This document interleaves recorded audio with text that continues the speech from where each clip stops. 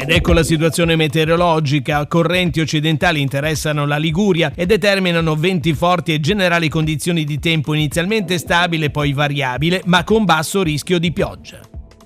Su tutta la regione anche nel pomeriggio di oggi tempo soleggiato e limpido, pochi annuvolamenti locali sullo spezzino, in intensificazione in serata ma senza conseguenze. Venti inizialmente deboli da nord, in rotazione a sud-ovest nel pomeriggio con mare molto mosso localmente agitato al largo e sul levante. Temperature massime pressoché stazionarie, comunque entro i 20 gradi.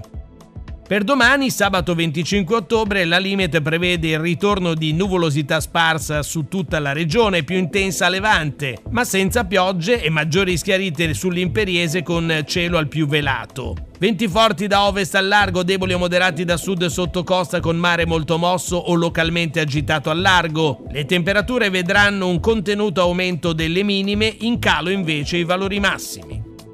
Terminiamo con un cenno alla previsione per domenica 26 ottobre, nubi ancora sparse, qualche rovescio non è escluso a levante nella prima parte della mattinata, per il resto della regione e della giornata il tempo sarà asciutto e con temperature invariate.